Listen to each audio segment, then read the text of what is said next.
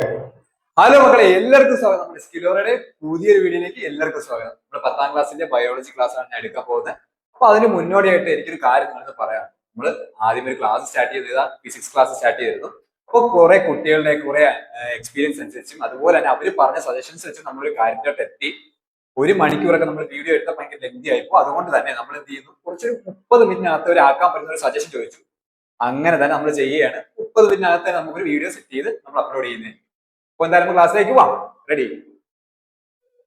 മകളെ, first chapter എന്ന് പറയുന്നത് ജെനറ്റിക്സ് ഓഫ് ലൈഫ് ആണ്. നമ്മുടെ ബയോളജിയുടെ 10ാം ക്ലാസ്സിലെ ഒന്നാമത്തെ പാഠം ഏതാ നമ്മളെ? ജെനറ്റിക്സ് ഓഫ് ലൈഫ് ആണ്. അപ്പൊ അതിൽ നമ്മൾ ടോപ്പിക്കിലേക്ക് കയറുവാണ്. എല്ലാവരും ശ്രദ്ധിക്കുക. അപ്പൊ ഫസ്റ്റ് ആയിട്ട് പറയുന്നത് ജെനിഫർ എ ഡൂണിയും എമാനുവൽ ചാർപ്പന്ററും. അവർ ആരാണെന്ന് ചോദിച്ചാല് നമ്മുടെ modern gene editing, methodology of gene എഡിറ്റിംഗില് നൊബേൽ പ്രൈസ് കിട്ടിയ രണ്ടുപേർ ആരൊക്കെ? നമ്മളെ ജെനിഫർ എ ഡോണിയും അതുപോലെ തന്നെ എമാനുവൽ കാർപ്പന്റിയർ. ഇവർക്ക് രണ്ടുപേർക്കുമാണ് എന്തിന്? ജീൻ എഡിറ്റിംഗ്, അതായത് ഡെവലപ്പിംഗ് മെത്തഡോളജി ഓഫ് ജീൻ എഡിറ്റിംഗിൽ ഒരു എന്ത് കിട്ടി? നൊബേൽ പ്രൈസ് കിട്ടി. അതുപോലെ തന്നെ ഇവരെന്ത് ചെയ്തു? ജീൻ എഡിറ്റിംഗിൽ എന്തെല്ലാം ടെക്നോളജീസ് ആണ് കൊണ്ടുവന്നത്? ക്രിസ്പർ കാസ്9 എന്ന് പറഞ്ഞ ടെക്നോളജി യൂസ് ചെയ്തു. ജീൻ എഡിറ്റിംഗ് വേണ്ടിയിട്ട് ക്രിസ്പർ കാസ്9 എന്ന് പറഞ്ഞ ടെക്നോളജി യൂസ് ചെയ്തു. ആര്? ഡൗണിയും അതുപോലെ തന്നെ കാർപ്പന്റിയറും. പിന്നെ it is helpful in treatment of genetic diseases and cancer. ക്യാൻസറും അതുപോലെ തന്നെ ജെനറ്റിക് ഡിസീസസും കണ്ടുപിടിക്കാൻ ഇത് ഭയങ്കര സഹായകമായി. അതുപോലെ it is a process which can bring desirable changes in the genes in DNA. DNA-യിലുള്ള വ്യതിയാനങ്ങൾ അല്ലെങ്കിൽ മാറ്റങ്ങൾ കൊണ്ടുവരാൻ ഇത് ഭയങ്കര ഹെൽപ്ഫുൾ ആയിരുന്നു. എന്ത്? Gene editing.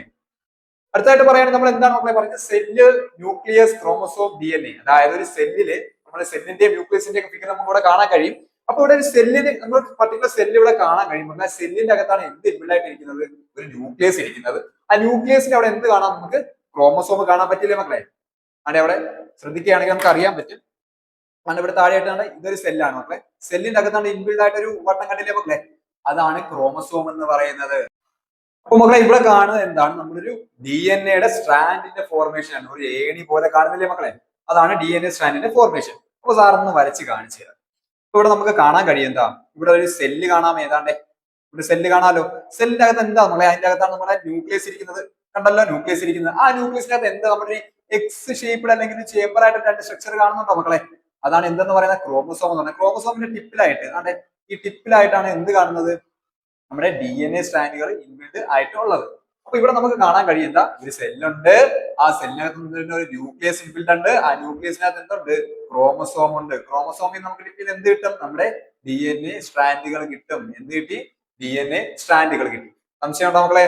അപ്പൊ നമുക്ക് അടുത്ത സ്ലൈഡിലോട്ട് പോകാം. ഇതാണ് നോർമൽ ഒരു DNA-യുടെ ഫോർമേഷൻ എന്ന് പറയുന്നത്. ഒരു DNA സ്ട്രാൻഡിന്റെ ഫോർമേഷൻ ആണ് ഇവിടെ കാണുന്നത്. അടുത്തതായിട്ട് ഒരു DNA അല്ലെങ്കിൽ DNA സ്ട്രക്ചർ ഇൻബിൽഡ് ആയിട്ട് കൊണ്ടുവന്നത്, അത് പറഞ്ഞത് ആരൊക്കെയാണെന്ന് 4 സയൻസിന്റെ പേര് പറയുന്നുണ്ട്. അത് ഒന്നാമതായിട്ട് ആരാ? റോസലിൻ ഫ്രാങ്ക്ലിനും മൗറീഷ്യസ് വിൽക്കിൻസും അതുപോലെ ഫ്രാൻസിസ് ക്രിക്കും ജെയിംസ് വാട്സൺ. ആരൊക്കെ? Rosalin Franklin, Maurice Wilkins, Francis Crick, James Watson. അതാണ് നമ്മുടെ സ്ട്രക്ചർ ഓഫ് DNA ഇൻട്രൊഡ്യൂസ് ചെയ്ത 4 സയന്റിസ്റ്റുകളുടെ പേര്. അടുത്തായിട്ട് പറയുകയാണെങ്കിൽ നമ്മുടെ ഡബിൾ ഹെലിക്കൽ സ്ട്രക്ചർ, DNA-യുടെ ഡബിൾ ഹെലിക്കൽ സ്ട്രക്ചർ കൊണ്ടുവന്നത് ആരൊക്കെയാ? ജെയിംസ് വാട്സണും ഫ്രാൻസിസ് ക്രിക്കും. ആരൊക്കെയാ മക്കളെ? ജെയിംസ് വാട്സണും ഫ്രാൻസിസ് ക്രിക്കും. ഓക്കെ ഓക്കെ ഓക്കെ മനസ്സിലായില്ലേ? ഇതൊക്കെ ആരൊക്കെ കൊണ്ടുവന്ന? ഡബിൾ ഹെലിക്കൽ, നമ്മുടെ DNA-യുടെ double helical model of DNA കൊണ്ടുവന്ന ആരാ മക്കളെ? നമ്മുടെ ജെയിംസ് വാട്സണും ഫ്രാൻസിസ് ക്രിക്കും ആണ്. അതുപോലെ ഫോട്ടോ 51 എന്ന് പറയുന്ന ഇമേജ് ഇവിടെ കാണാം. അതെന്താ? എക്സ്റേ ഡിഫ്രാക്ഷൻ ഇമേജ് ആണ്. നമ്മുടെ DNA-യുടെ എക്സ്റേ റിഫ്രാക്ഷൻ ഇമേജ് ആണ്. ആരാ കൊണ്ടുവന്നത്? Rosalind Franklin. ആരാ മക്കളെ? Rosalind Franklin. അതുപോലെ നമ്മുടെ double helical model of DNA ആരെ ഇൻട്രൊഡ്യൂസ് ചെയ്തു? നമ്മുടെ ജെയിംസ് വാട്സണും ഫ്രാൻസിസ് ക്രിക്കും. ഓക്കെ, സെറ്റ് ആണല്ലോ? നമുക്ക് അടുത്ത് പോവാം. അപ്പൊ ആരൊക്കെ? James Watson, Francis Crick, Rosalind വിൽക്കൻ, അതുപോലെ ആരാ? Maurice Wilkins. അടുത്തതായിട്ട് പറയുന്നത് നൊബേൽ പ്രൈസ് കിട്ടിയ മെഡിസിനില് നമ്മുടെ 1962 നമ്മുടെ double helical structure of DNA എന്ത് കിട്ടി? മെഡിസിനിൽ നൊബേൽ പ്രൈസ് കിട്ടിയ 3 പേരെ പറയുന്നുണ്ട്. ആരൊക്കെയാ? മൗറീസ് വിൽക്കിൻസും ഫ്രാൻസിസ് ക്രിക്കും ജെയിംസ് വാട്സണും. ആരൊക്കെയാ? മൗറീസ് വിൽക്കിൻസും ഫ്രാൻസിസ് ക്രിക്കും ജെയിംസ് വാട്സണും ആണ് എന്തിന്? നമ്മളെ മെഡിസിനിൽ നൊബേൽ പ്രൈസ് കിട്ടി. എന്തിനു വേണ്ടിയിട്ട്? DNA-യുടെ ഡബിൾ ഹെലിക്കൽ സ്ട്രക്ചർ എന്ത് ചെയ്തു? അവര് ഡിസ്കവർ ചെയ്തു. ആരൊക്കെയാ? Maurice Wilkins, James Watson, Francis Crick. Okay, അടുത്തായിട്ട് പറയുകയാണെങ്കിൽ നമുക്ക് DNA-യുടെ ഹെലിക്കൽ മോഡൽ, ഡബിൾ ഹെലിക്കൽ സ്ട്രക്ചറുകളാണ് ഇവിടെ ഡീറ്റെയിൽ ആയിട്ട് കാണുന്നത്. നമുക്കിവിടെ കാണാൻ കഴിയും. DNA is a double helical shaped molecule consisting of 2 strands of deoxyribose sugar and phosphate and nitrogen bases. മക്കളെ, നമ്മുടെ DNA സ്ട്രാൻഡ് എന്ന് പറയുന്നത് ഡബിൾ ഹെലിക്കൽ ഷേപ്പ്, അതായത് ഇങ്ങനെ വളഞ്ഞ ഡബിൾ ഹെലിക്കൽ ഷേപ്പ് സ്ട്രക്ചർ ആണ് നമുക്ക് അറിയാം. അതിൽ നമുക്ക് 2 സ്ട്രാൻഡുകൾ ഉണ്ട്. ഡിയോക്സിറൈബോസ് ഷുഗർ, ഫോസ്ഫേറ്റ്, പിന്നെ കുറച്ച് നൈട്രജൻ ബേസസ്. നൈട്രജൻ ബേസസ് എന്ന് പറയുമ്പോൾ അഡിനിൻ, തൈമിൻ ഗ്വാനിൻ സൈറ്റോസിൻ. ഇത് നമ്മളെ adenine thymine guanine cytosine, adenine thymine guanine cytosine. Okay, നമുക്ക് അടുത്തായിട്ട് പറയാൻ പോകുന്നത് എന്താണ്, ഈ ന്യൂക്ലിയോടൈഡിന്റെ പെയറിംഗ് ആണ്. DNA സ്ട്രാൻഡുകളുടെ ന്യൂക്ലിയോടൈഡിൽ എങ്ങനെയാണ്, അതായത് നമ്മൾ ഈ പറഞ്ഞ നമ്മുടെ നൈട്രജൻ ബേസസ് ഒക്കെ എങ്ങനെയാണ് പെയറപ്പ് ആയിട്ട് ഇരിക്കുന്നതെന്നാണ്. നമ്മൾ അഡിനിൻ ആരുമായിട്ടാണ് നമ്മളെ തൈമിനുമായിട്ടും ഗ്വാനിൻ ആരുമായിട്ടാണ് സൈറ്റോസിനുമായിട്ട് പെയറപ്പ് ആവുന്നത്. ആരൊക്കെയാ? അഡിനിൻ തൈമിനുമായിട്ടും ഗ്വാനിൻ ആരൊക്കെയായിട്ട് സൈറ്റോസിനുമായിട്ട് പെയറപ്പ് ആവുന്നു. അപ്പൊ ഈ 4 നൈട്രജൻ ബേസസ് ഇമ്പോർട്ടന്റ് ആണ്. അപ്പൊ ആരൊക്കെയാണ്? നമ്മുടെ deoxyribose sugar, phosphate group, rungs of nitrogen bases. ഇതൊക്കെയാണ് നമ്മുടെ DNA ഒരു സ്ട്രാൻഡിന് വേണ്ട കാര്യങ്ങൾ. അപ്പൊ ഇവിടെ പെയറിംഗ് കാണിക്കുന്നുണ്ടേ, ന്യൂക്ലിയോടൈഡിന്റെ പെയറിംഗ് കാണിക്കുന്നുണ്ടേ. അവിടെ എന്താണ്? ഗ്വാനിൻ സൈറ്റോസിനുമായിട്ടും തൈമിൻ ആരുമായിട്ടും അഡിനിനുമായിട്ടും പെയറപ്പ് ആവുന്നത് കാണിക്കുന്നുണ്ടല്ലോ. അടുത്തായിട്ട് ഇവിടെ കാണാൻ കഴിഞ്ഞത് നോക്കിയാൽ DNA ഡബിൾ ഹെലിക്കൽ ഷേപ്ഡ് മോളിക്യൂളിന്റെ സ്ട്രക്ചർ ആണ്. അതൊക്കെ എന്തൊക്കെയുണ്ടെന്ന് നേരത്തെ പറഞ്ഞതൊക്കെ ഡിയോക്സിറൈബോസ് ഷുഗറും അതുപോലെ തന്നെ ഫോസ്ഫേറ്റും പിന്നെ കുറച്ച് റങ്സ് ഓഫ് നൈട്രജൻ ബേസസും. അപ്പൊ ഈ റങ്സ് ഓഫ് നൈട്രജൻ ബേസസ് എന്ന് പറയുമ്പോൾ അവിടെ അഡിനിൻ വരാം, തൈമിൻ വരാം, ഗ്വാനിൻ വരാം, സൈറ്റോസിൻ വരാം. അപ്പൊ ഈ DNA is a double helical shaped molecule consisting of 2 strands, deoxyribose sugar and phosphate and some chunks of nitrogen, bunches of nitrogen bases. ഇതൊക്കെയാണ് എന്തെന്ന് പറയുന്നത് DNA-ക്ക് വേണ്ടിയിട്ടുള്ള ഒരു സ്ട്രാൻഡുകൾ എന്ന് പറയുന്നത്. അതുപോലെ തന്നെ ഓരോ ന്യൂക്ലിയോടൈഡിലും എന്തെന്ന് നോക്കണേ, ഓരോ ഡിയോക്സിറൈബോസ് ഷുഗർ ഉണ്ട്, അതുപോലെ തന്നെ ഒരു ഫോസ്ഫേറ്റ് ഗ്രൂപ്പ് ഉണ്ട്, പിന്നെ മൂന്നാമതായിട്ട് ഒരു നൈട്രജൻ ബേസ് ഉണ്ട്. അത് അഡിനിൻ ആവാം, തൈമിൻ ആവാം, ഗ്വാനിൻ ആവാം, സൈറ്റോസിൻ ആവാം. ഓക്കെ, അപ്പൊ ഇതുവരെ പറഞ്ഞൊന്ന് റീക്യാപ്പ് ചെയ്യാം. എന്താ നമ്മൾ പറഞ്ഞത്? DNA ഡബിൾ ഹെലിക്കൽ സ്ട്രക്ചറുകളെ പറ്റിയിട്ടാണ് പറഞ്ഞത്. അപ്പൊ അവിടെ കുറച്ച് നൈട്രജൻ ബേസ് ഉണ്ടെന്ന് പറഞ്ഞു, ഫോസ്ഫേറ്റ് ഗ്രൂപ്പ് ഉണ്ടെന്ന് പറഞ്ഞു, ഡിയോക്സിറൈബോസ് ഷുഗർ ഉണ്ടെന്ന് പറഞ്ഞു. ഓക്കെ, ആ ഡിയോക്സിറൈബോസ് ഷുഗറും ഫോസ്ഫേറ്റ് ഗ്രൂപ്പും വിടാതെ പിന്നെ കുറച്ച് നൈട്രജൻ ബേസസ് ഏതൊക്കെയാണ്? Adenine, thymine, guanine, cytosine. ഇവിടെ നൈട്രജൻ ബേസസ് എന്ന് പറയുന്നത് അഡിനിൻ, തൈമിൻ, ഗ്വാനിൻ, സൈറ്റോസിൻ ആണെന്ന് അറിയാം. അപ്പൊ ഗ്വാനിൻ ആരുമായിട്ടാണ് മക്കളെ പെയറപ്പാവുന്നത്? ഗ്വാനിൻ സൈറ്റോസിനുമായിട്ടും അഡിനിൻ തൈമിനുമായിട്ടും അതുപോലെ തന്നെ സൈറ്റോസിൻ ഗ്വാനിനുമായിട്ടും പെയറപ്പ് ആവാം. Phosphate participants in the formation of bonds that link in nucleotide together.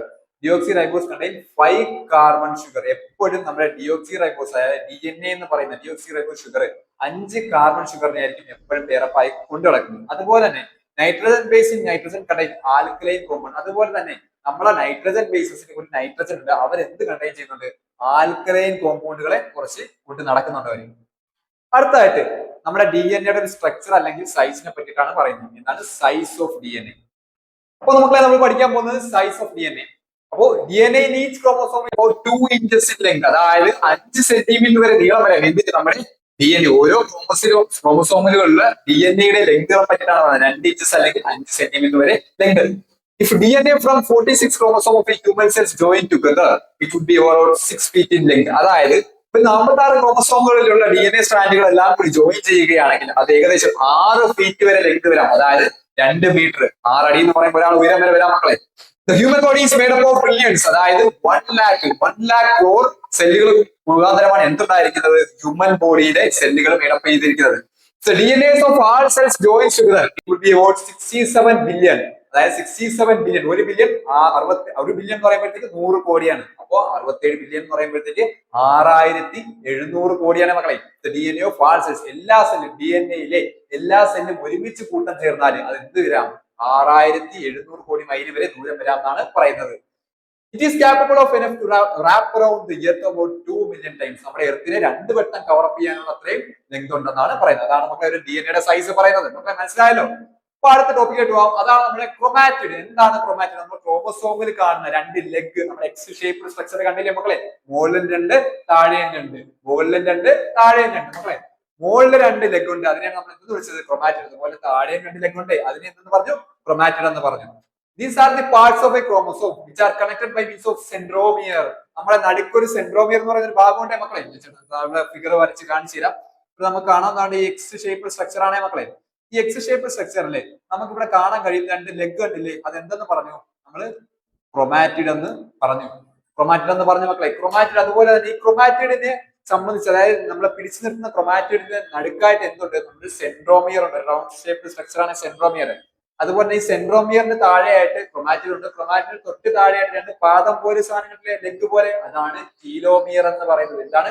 അതാണ് ടീലോമിയർ. അപ്പോൾ നമ്മുടെ നോർമൽ ക്രോമസോംസിന് 3 പാർട്സ് ഉണ്ടെന്ന് പറഞ്ഞു. ഒന്ന് സെൻട്രോമിയർ, 2 ലെഗ് ക്രോമാറ്റിഡ്സ്, പിന്നെ എന്താ പറയുന്നത്? ടീലോമിയർ. Chromatids, centromere, telomere.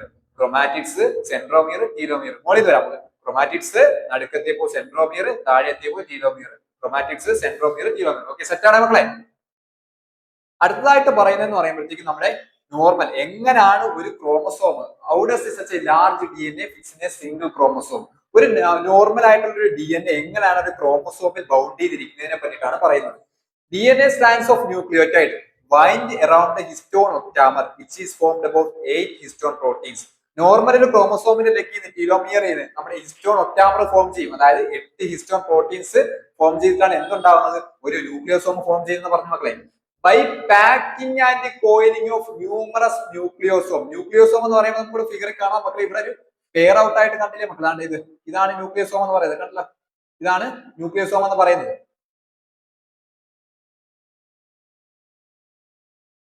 ഇതാണ് ന്യൂക്ലിയോസോം. ആ എട്ട് പേരായിട്ടിരിക്കുന്നതാണ് ഹിസ്റ്റോൺ ഒക്ടാമർ. ആ 8 ഹിസ്റ്റോൺ പ്രോട്ടീനുകളാണ് ഹിസ്റ്റോൺ ഒക്ടാമർ എന്ന് വിളിക്കുന്നത്. അതിനെയാണ് നമ്മൾ എന്തെന്ന് വിളിച്ചത്, ന്യൂക്ലിയോസോം എന്ന് വിളിച്ചത്. By packing and coiling of numerous nucleosomes and recoiling their chains to form a chromosome. അങ്ങനെയാണ് എന്ത് ഫോം ചെയ്യുന്നത്, ഒരു ക്രോമസോം ഫോം അപ്പ് ചെയ്യുന്നത്. അതാണ് ഇവിടെ കാണിച്ചിരിക്കുന്നത്. അപ്പോൾ a chromosome is formed by a packing and coiling of nucleosomes and again recoiling their chains. അതായത് ഈ ചെയിനുകൾ എന്ത് ചെയ്യും മക്കളെ, ഈ ഹിസ്റ്റോൺ ഒക്ടാമറിനെ വൈൻഡ് ചെയ്യും, ചുറ്റപ്പെട്ട് അത് പേറാക്കും. അങ്ങനെ എന്താവും, അത് എട്ടെണ്ണമായി മാറും. അതെന്തായിരിക്കും, അതാണ് ഒരു ന്യൂക്ലിയോസോം എന്ന് പറയുന്നത്. ഇവിടെ കാണാൻ പറ്റും നമുക്ക് ഹിസ്റ്റോൺ ഒക്ടാമർ അവിടെ വൈൻഡ് ചെയ്തിരിക്കുന്നതാണ്. വൈൻഡ് ആൻഡ് റീകോയിലിംഗ്, ചുറ്റപ്പെട്ട് കിടക്കുകയാണ്. എട്ടെണ്ണമായിട്ട് മാറുന്നുണ്ട്. അതാണ് ഹിസ്റ്റോൺ പ്രോട്ടീൻ എന്ന് പറയുന്നത്. ആ ഹിസ്റ്റോൺ പ്രോട്ടീനെയാണ് നമ്മൾ എന്തെന്ന് വിളിച്ചത്, ന്യൂക്ലിയോസോം എന്ന് വിളിച്ചത്. മക്കളെ ഡൗട്ട് ഉണ്ടോ മക്കളെ? ഓക്കെ ആണ്, സെറ്റ് ആണ്. അപ്പോ അടുത്തായിട്ട് പോകുന്നത് എന്താണ് മക്കളെ, ഹ്യൂമൻ ക്രോമസോമുകളെ പറ്റിയിട്ടാണ്.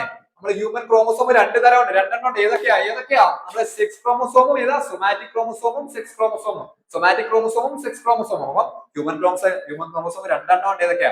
ഏതൊക്കെയാ മക്കളെ, സെക്സ് ക്രോമസോംസും സൊമാറ്റിക് ക്രോമസോംസും. അതുപോലെ തന്നെ 22 പേര് സൊമാറ്റിക് ക്രോമസോമും 1 പേര് എന്താണ്, സെക്സ് ക്രോമസോമും നമുക്ക് പറയുന്നത്. എന്തൊക്കെയാണ് മക്കളെ, 22 പേര് സൊമാറ്റിക് ക്രോമസോംസും 1 പേര് സെക്സ് ക്രോമസോമും.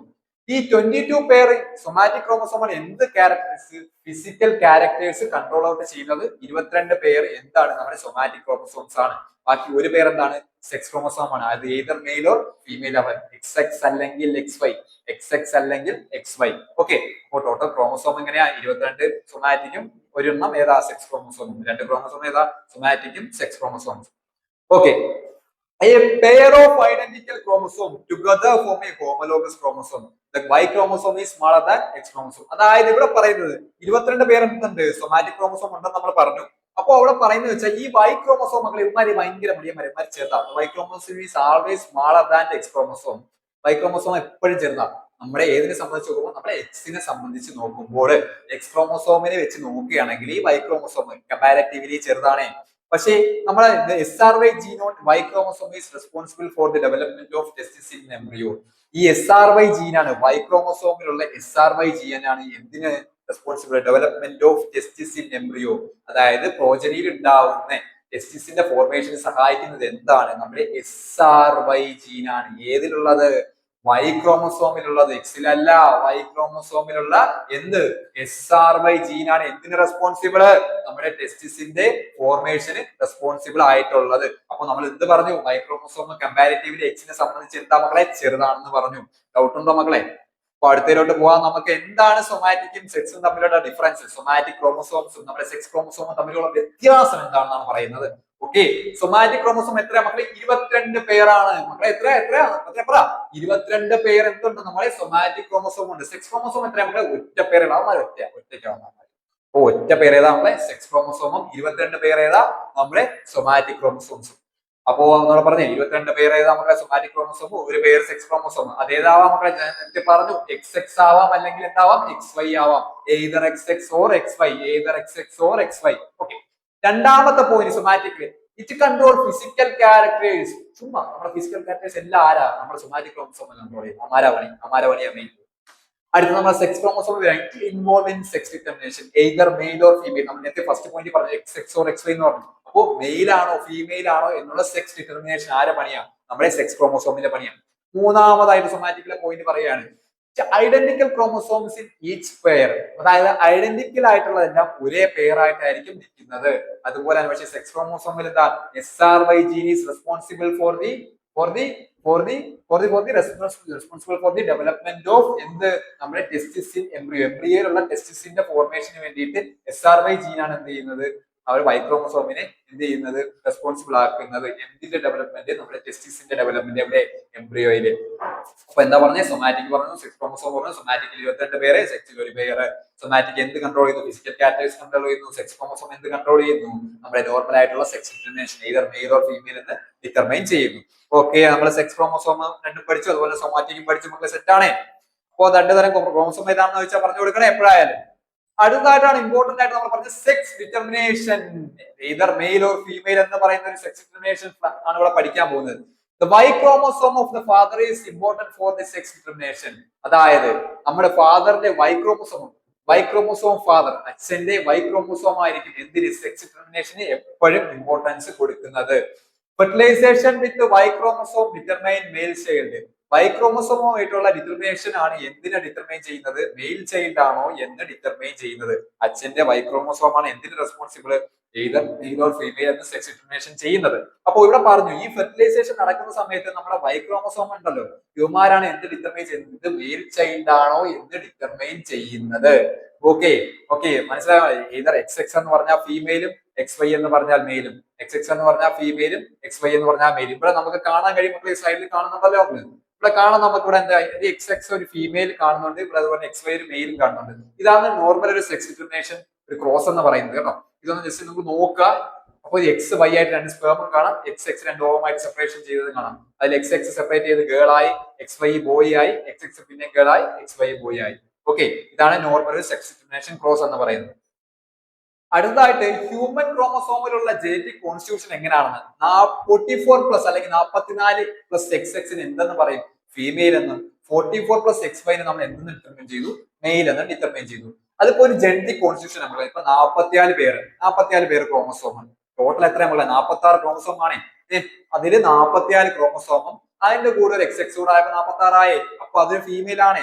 മെയിൽ ആകുമ്പോഴത്തേക്ക് 44+ XY അതെന്താ XY എന്താ ഒരു മെയിൽ ആണ്. അതാണ് ഒരു ജനറ്റിക് കോൺസ്റ്റിറ്റ്യൂഷൻ എന്ന് പറയുന്നത് ഹ്യൂമൻ ക്രോമസോമിന്റെ. അപ്പൊ ഇവിടെ ഒരു ജനറ്റിക് കോൺസ്റ്റിറ്റ്യൂഷൻ ഒരു ബോക്സ് കൊടുത്തിട്ടുണ്ട് അതൊന്ന് നോക്കാം നമുക്ക്. ഫീമെയിലിന് ജനറ്റിക് കോൺസ്റ്റിറ്റ്യൂഷൻ പറയുന്നത് 44+ XX. അതിൽ എത്ര ക്രോമസോം ഉണ്ട് മക്കളെ 44+ XX 44 ക്രോമസോം പിന്നെ ഒരു X 45 പിന്നെ ഒരു X 46. അപ്പൊ total 46 chromosome. Number of somatic chromosome എത്ര ഉണ്ട് 44 ഉള്ളേ മക്കളെ 44 ഉള്ളേ. ഈ ജനറ്റിക് കോൺസ്റ്റിറ്റ്യൂഷൻ നോക്കിയാൽ 44+ XX അതിൽ 44 എന്താ സൊമാറ്റിക് ക്രോമസോമാ. ഈ XX എന്ന് പറയുന്ന either മെയിലോ ഫീമെയിലോ സാറിനൊക്കെ പറഞ്ഞേ സെക്സ് ക്രോമസോം ആവാം ചിലപ്പോ മെയിൽ ആവാം അല്ലെങ്കിൽ എന്നത് ഫീമെയിൽ ആവാം. സോ അപ്പൊ ഫീമെയിലിന്റെ കേസ് എടുക്കുമ്പോഴത്തേക്ക് 44+ XX എന്താ ഒരു ജനറ്റിക് കോൺസ്റ്റിറ്റ്യൂഷൻ ആണ്. രണ്ടാമത് ടോട്ടൽ നമ്പർ ഓഫ് ക്രോമസോം എത്രയാ 46 ആണ് നമുക്കറിയാം. അതായത് സൊമാറ്റിക് എത്രയാ മക്കളെ 44 സൊമാറ്റിക്. അതിലിപ്പോ സെക്സ് ക്രോമസോം എത്രയാ മക്കളെ 2 എണ്ണം either XX. പിന്നെ മെയിലിന്റെ കേസ് വരുമ്പോഴത്തേക്ക് 44+ XY എന്ന് പറയുന്ന ഒരു ജനറ്റിക് കോൺസ്റ്റിറ്റ്യൂഷൻ ആണ്. അതിൽ നമ്മൾ 46 ടോട്ടൽ ക്രോമസോം ഉണ്ടെന്ന് അറിയാം. നോർമലി 46 ക്രോമസോം ഉണ്ട്. അതിൽ നമ്മുടെ സൊമാറ്റിക് എത്ര വരും മക്കളെ 44 ക്രോമസോമേ നമ്മുടെ സൊമാറ്റിക് വരുള്ളൂ. പക്ഷെ പിന്നെ ബാക്കി 2 എണ്ണം X അല്ലെങ്കിൽ Y.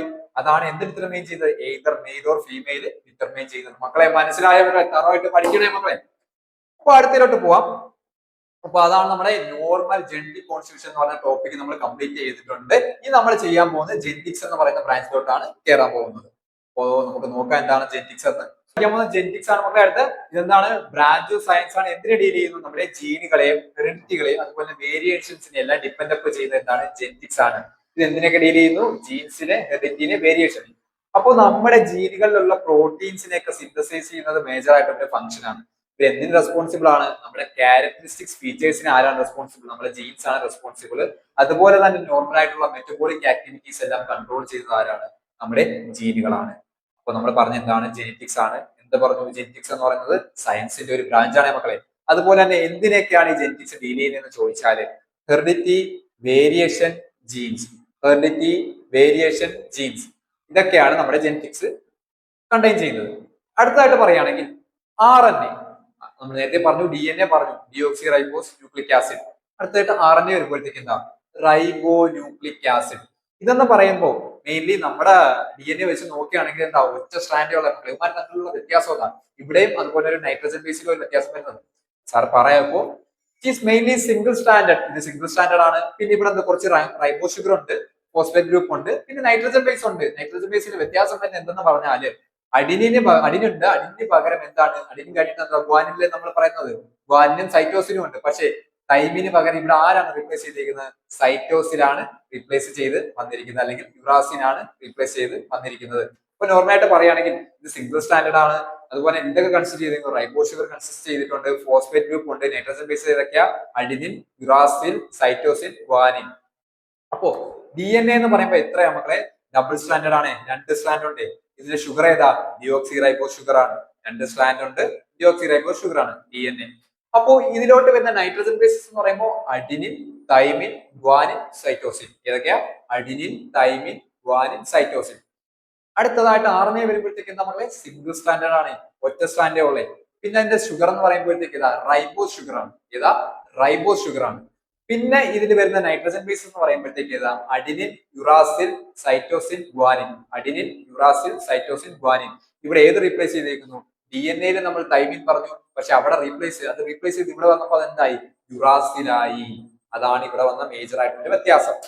ഒന്നുകൂടെ പറയാം, DNA എന്ന് പറയുമ്പോഴത്തേക്ക് ഡബിൾ സ്റ്റാൻഡേർഡ് ആണെന്ന് അറിയാം. പിന്നെ എന്ത് പറഞ്ഞു? ഡിയോക്സി റൈബോ ഷുഗർ ഉണ്ടെന്ന് പറഞ്ഞു. Nitrogen base adenine, thymine, guanine, cytosine. അതുപോലെ തന്നെ RNA വരുമ്പോഴത്തേക്ക് സിംഗിൾ സ്റ്റാൻഡേർഡ് ആണ്. പിന്നെ എന്ത് പറഞ്ഞു? റൈബോസ് ഷുഗർ ഉണ്ടെന്ന് പറഞ്ഞു. പിന്നെന്താ?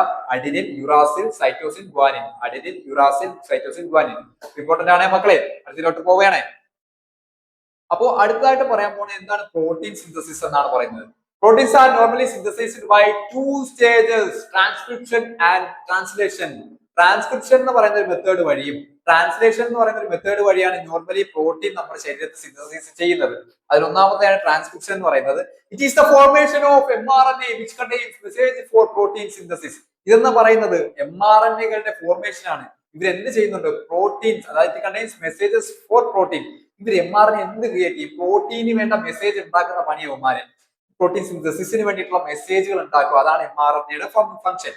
Form a specific nucleotide sequence in DNA which help for various enzymes take place in nucleus. ഇവ എന്ത് ചെയ്യും? The formation of mRNA which contain message for protein synthesis.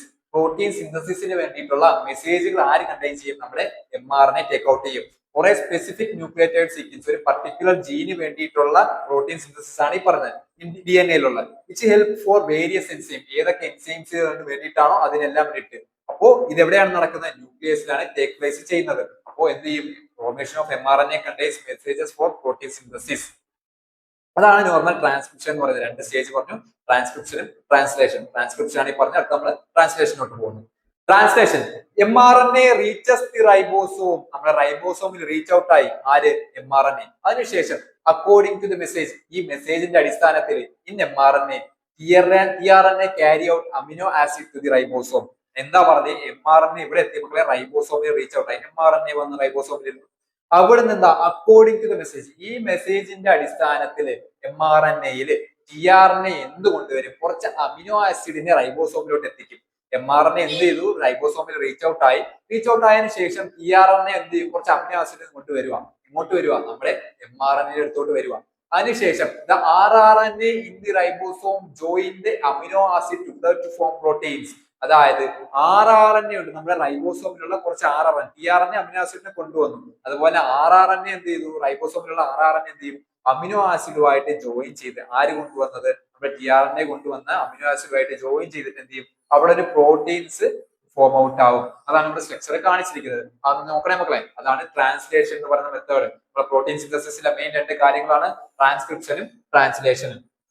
അടുത്തതായിട്ട് പറയുന്നത് എന്താണ്? 3 ടൈപ്പ് RNA എന്നാണ് പറയുന്നത്. അതായത് mRNA, rRNA, tRNA. നേരത്തെ ഞാൻ പറഞ്ഞ പോലെ mRNA, rRNA, tRNA. അപ്പൊ mRNA എന്ന് പറയുമ്പോഴത്തേക്ക് ഒരു ചെയിൻ ലൈക്ക് സ്ട്രക്ചർ ആണ്. ഒരു നമ്മുടെ പാളം ഇല്ലേ, നമുക്ക് റെയിൽവേ പാളം, അത് വെട്ടി അങ്ങനെ അതിന്റെ ഒരു ഭാഗമാണ് നമ്മുടെ mRNA-യുടെ ഫിഗർ എന്ന് പറയുന്നത്.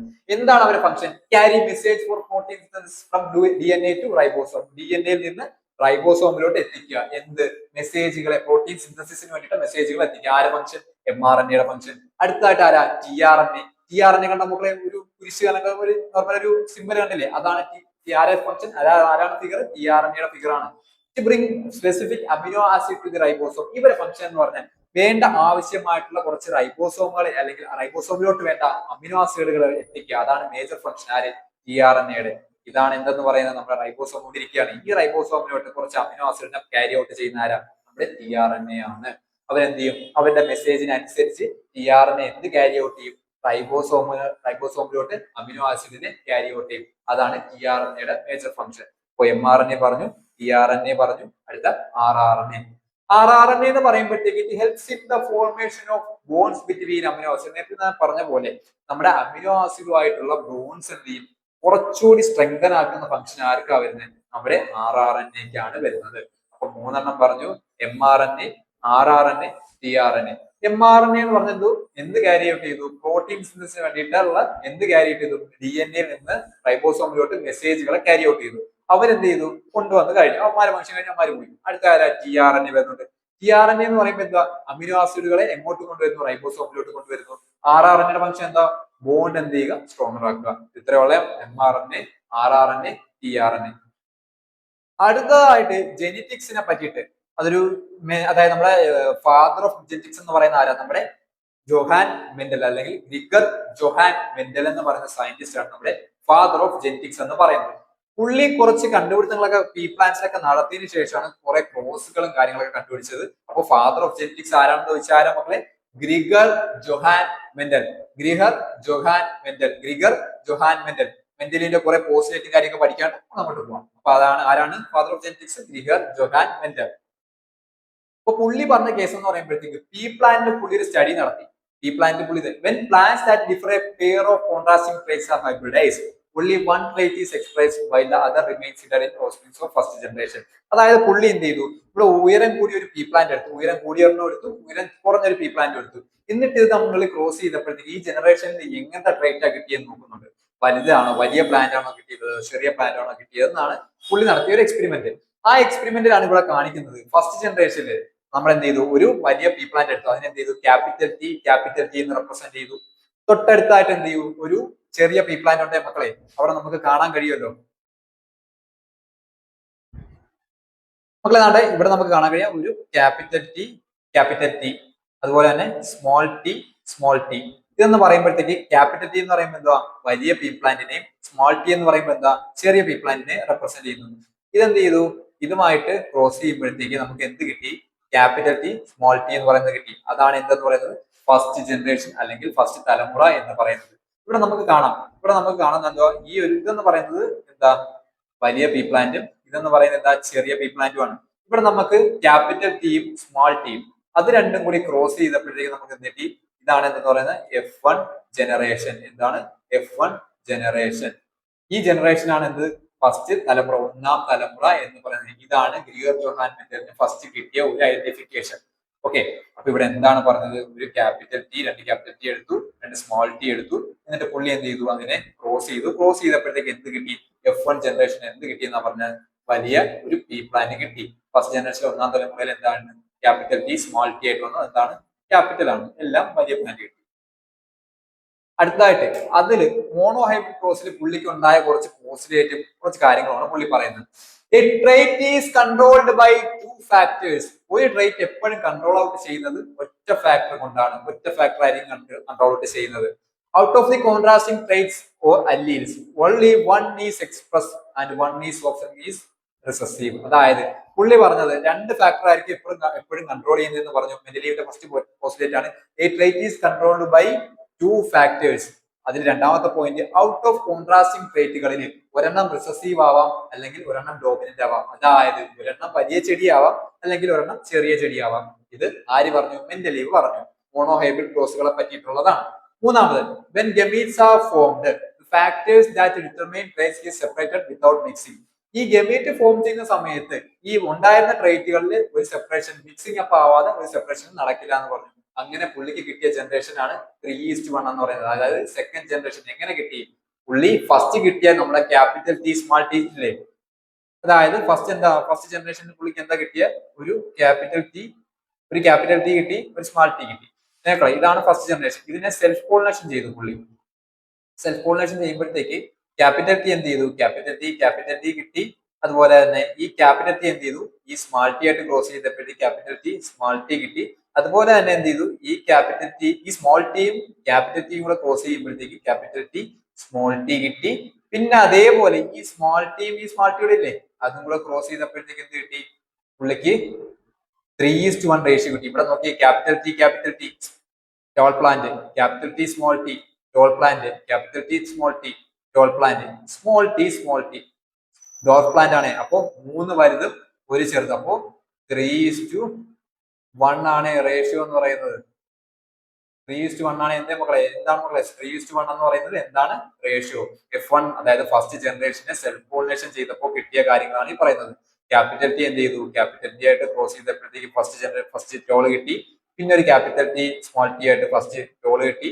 പിന്നെ ഈ സ്മോൾ ടി ക്യാപിറ്റൽ ടി ആയിട്ട് പിന്നെ ഒരു ടോള് കിട്ടി. സ്മോൾ ടി ആയിട്ട് ഒരു ചെറുത് കിട്ടി. അങ്ങനെ 3:1 റേഷ്യോ ആർക്ക് കിട്ടി, നമ്മുടെ സെക്കൻഡ് ജനറേഷനിൽ മെന്റലീവിന്റെ മോണോഹെപ്റ്റോസിൽ കിട്ടി.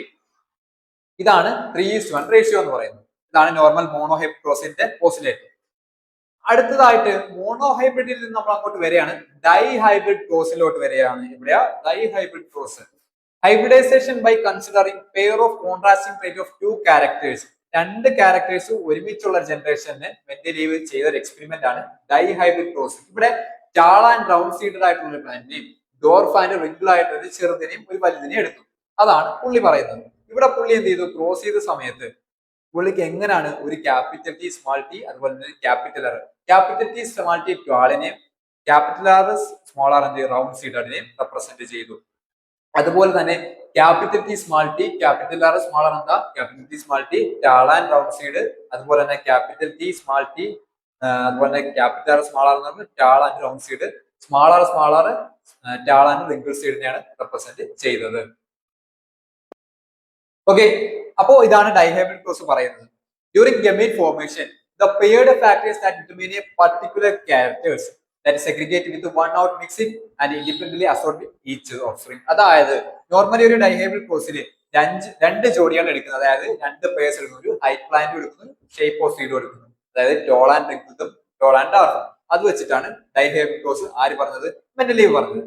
അപ്പോൾ അടുത്തായിട്ട് പറഞ്ഞ നോൺ മെന്റലീവ് ഇൻഹെറിറ്റൻസ്.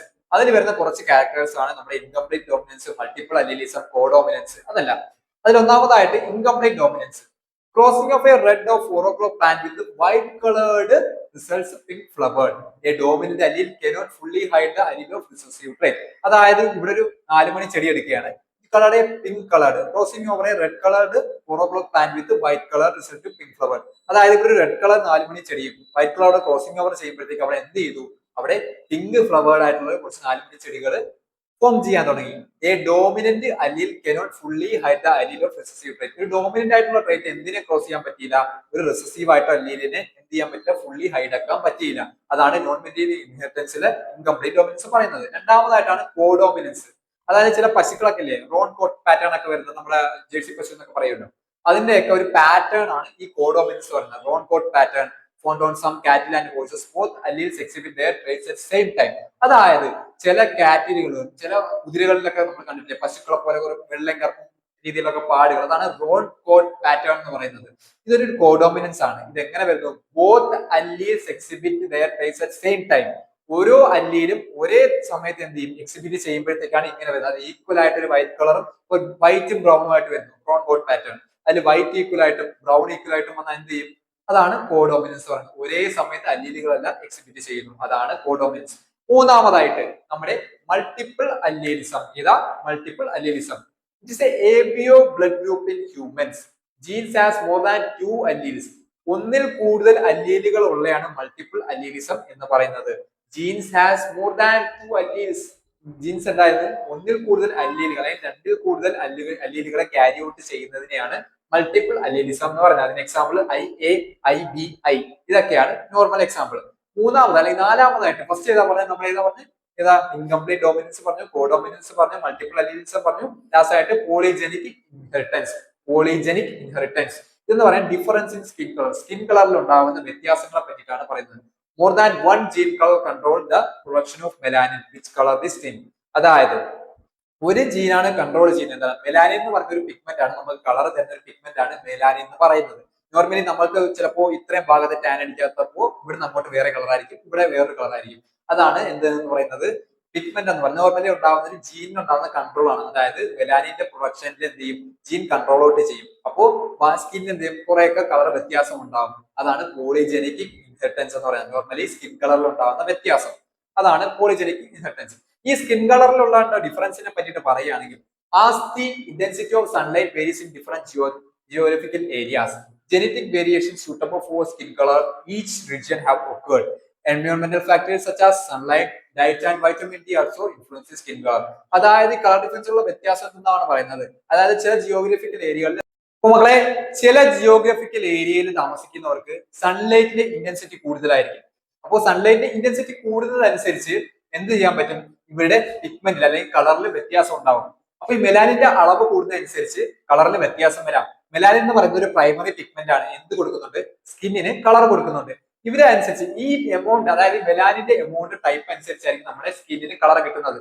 അതുകൊണ്ട് തന്നെ ചില ജിയോഗ്രഫിക്കൽ ഏരിയയിലുള്ളവർക്ക് എന്താണ്, അതായത് അവരുടെ മേജർ ഫാക്ടർ എന്ന് പറയുമ്പോൾ സ്കിൻ കളർ ആയിരിക്കും. അവർക്ക് ഒരു പർട്ടിക്കുലർ കളർ കാണും, അതായിരിക്കും അവരുടെ പൂർവ്വീകരിൽ നിന്ന് അവർക്ക് ട്രാൻസ്മിറ്റ് ചെയ്യുന്നത്.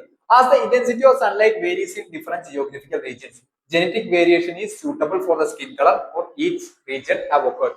ഓരോ റീജിയനിൽ നിന്നും ഉള്ളവർക്ക് ഈ സ്കിൻ കളറിൽ ഓരോ രീതിയിലുള്ള മാറ്റങ്ങൾ ഉണ്ടാവും. എൻവയോൺമെന്റൽ ഫാക്ടർ ആയിട്ട് പറയുന്നത് നോർമൽ വിറ്റാമിൻ ഡിയും അതുപോലെ തന്നെ സൺലൈറ്റും ഡയറ്റ് ഒക്കെയാണ് എന്ത് ചെയ്യുന്നത്, സ്കിൻ കളറിനെ ഇൻഫ്ലുവൻസ് ചെയ്യുന്നത്. ഇതാണ് നോർമൽ സ്കിൻ കളറിനെ പറ്റിയിട്ട് പറയുന്നത്, അല്ലെങ്കിൽ മെലാനിനെ പറ്റിയിട്ട് പറയുന്നത്. അടുത്തായിട്ട് നമ്മൾ പറയാൻ പോകുന്ന മക്കളെ ക്രോസിംഗ് ഓവർ ആണ്. ക്രോസിംഗ് ഓവർ ആണ് ഇവിടെ നമുക്ക് കാണാൻ പറ്റിയ ഒരു ക്രോമസോമിനെ പറ്റിയിട്ട് പറയുന്നത്. ഒരു ക്രോമസോം അല്ലേ നേരത്തെ പറഞ്ഞത്. ഈ ക്രോമസോമിന്റെ എന്താണ് നോർമൽ ഒരു ഫസ്റ്റ് ഫേസിൽ മിയോസിസ് എന്ന് പറയുന്ന ഒരു പ്രോസസ് നടക്കുമ്പോഴത്തേക്ക് എന്താണ്, ഈ ഹോമോലോഗസ് ക്രോമസോം രണ്ടും കൂടി പെയറപ്പ് ആയതിനു ശേഷം ഇവിടെ ഒരു മെയിൻ പോയിന്റ് ഉണ്ട്. ഒരു പോയിന്റിന്റെ രണ്ട് ക്രോമസോം കൂടി വന്ന് ചേരുമ്പോഴത്തേക്ക് എക്സ്ചേഞ്ച് ചെയ്യുന്ന ഒരു പ്രോസസ് ഉണ്ട്. അവിടെയാണ് പറയുന്നത് കയാസ്മ എന്ന് പറയുന്നത്. Chromatics break and exchange with each other. ഈ ഒരു കയാസ്മ എന്ന് പറയുന്ന പോയിന്റിൽ ഈ ക്രോമസോം തമ്മിൽ ബ്രേക്ക് ആയിട്ട് എന്ത് ചെയ്യും, അങ്ങോട്ടും ഇങ്ങോട്ടും എക്സ്ചേഞ്ച് ആയിക്കൊണ്ടിരിക്കും, എക്സ്ചേഞ്ച് ആയി മാറ്റം വന്നുകൊണ്ടിരിക്കും. ത്രൂ ദീസ് ജെനറ്റിക് എക്സ്ചേഞ്ച്, ഈ ഒരു ജെനറ്റിക് എക്സ്ചേഞ്ച് മുഖാന്തരം എന്ത് സംഭവിക്കും, അല്ലീലുകളിൽ അങ്ങോട്ടും ഇങ്ങോട്ടും കുറച്ചൊരു റീകോമ്പിനേഷൻ സംഭവിക്കും. ഈ റീകോമ്പിനേഷൻ സംഭവിക്കുന്ന അനുസരിച്ച് എന്ത് ചെയ്യും, പുതിയ ട്രൈറ്റിൽ അല്ലെങ്കിൽ ഉണ്ടാവുന്ന കുട്ടിക്ക് എന്ത് ചെയ്യാം, കുറച്ച് അപ്പിയറൻസിൽ കുറച്ചൊക്കെ മാറ്റങ്ങൾ ഉണ്ടാവാം. അതാണ് എന്തെന്ന് പറയുന്നത്, ക്രോസിംഗ് ഓവർ മുഖാന്തരം പറയുന്നത്. ഓക്കെ, അടുത്തായിട്ട് പറയുന്നതാണ് എന്ത്, മ്യൂട്ടേഷൻ. അപ്പൊ മ്യൂട്ടേഷൻ എന്ന് പറയുമ്പോൾ മക്കളെ ഒരു sudden heritable change in the genetic structure, normal ആയിട്ടുള്ള ഒരു ജെനറ്റിക് സ്ട്രക്ചറിൽ ഉണ്ടാവുന്ന ഒരു ചെറിയൊരു മാറ്റത്തിനെയാണ് നമ്മൾ എന്തെന്ന് പറയുന്നത്, മ്യൂട്ടേഷൻ എന്ന് പറയുന്നത്. അതായത് ജീനുകളിൽ ചെറിയൊരു കോസ് ഉണ്ടാവും, ചേഞ്ചസ് ഉണ്ടാക്കുന്ന ആരാണ്, മ്യൂട്ടേഷൻ ആണ്. അതായത് ഇപ്പൊ നോർമൽ ആയിട്ട് ഒരു അഡിനിൻ തൈമിനുമായിട്ട് ക്രോസിംഗ് ഓവർ ചെയ്യുന്ന പോലെ തന്നെ ഗ്വാനിൻ സൈറ്റോസിനുമായിട്ട് പേറപ്പ് ആവുന്നുണ്ട്. അഡിനിൻ തൈമിൻ ഗ്വാനിൻ സൈറ്റോസിനുമായിട്ട് പേറപ്പ് ആവാനാ മക്കളെ. അവിടെ ഒരു ഇൻബിൽട്ട് ആയിട്ട് അഡിനിന് പകരം വേറെ ആരെങ്കിലും ഒന്ന് പേറപ്പ് ആയാൽ അവിടെ ഒരു എറർ സംഭവിക്കാം. ഒന്നാമതാണ് DNA റെപ്ലിക്കേഷനിലുള്ള എറർ, രണ്ടാമത് ചില കെമിക്കൽസിലുള്ള വ്യത്യാസം, മൂന്നാമത് റേഡിയേഷൻ. ഇത് മൂന്നുമാണ് കോസസ് എന്ന് പറയുന്നത്. അപ്പോൾ നോർമൽ മ്യൂട്ടേഷൻ എന്ന് പറഞ്ഞാൽ എന്താ മക്കളെ, sudden heritable changes in the genetic structure. Normal ആയിട്ടുള്ള ഒരു ജെനറ്റിക് സ്ട്രക്ചറിൽ ഉണ്ടാകുന്ന ഒരു ഹെറിറ്റബിൾ ചേഞ്ചിനെയാണ് എന്തെന്ന് പറയുന്നത്, മ്യൂട്ടേഷൻ എന്ന് പറയുന്നത്. Mutation can cause changes in DNA-യിലും എന്തുണ്ടാവാം, മ്യൂട്ടേഷൻസിന് ചേഞ്ച് കൊണ്ടുവരാം. അപ്പോൾ മക്കളെ നമ്മുടെ 10ാം ക്ലാസ്സിലെ ക്ലാസ്, ബയോളജിയുടെ class first chapter genetics of life നമ്മളിവിടെ കംപ്ലീറ്റ് ചെയ്തിരിക്കുകയാണ്. അപ്പോൾ നിങ്ങൾക്ക് ഇതിൽ ഉണ്ടാവുന്ന ഡൗട്ടുകളും അതുപോലെ എന്തെങ്കിലും സജഷൻസ്, ഇതിൽ എന്തെങ്കിലും പുതിയ അപ്ഡേറ്റ് കൊണ്ടുവരാനും എന്തുണ്ടെങ്കിലും നിങ്ങൾ കമന്റ് ചെയ്യുക. അതനുസരിച്ച് നമുക്ക് ഇംപ്രൂവ് ചെയ്യാം. അപ്പോൾ എന്തായാലും നല്ലോണം പഠിച്ചിട്ട് പോകാം. അപ്പോൾ എല്ലാവർക്കും ഓൾ ദി ബെസ്റ്റ്.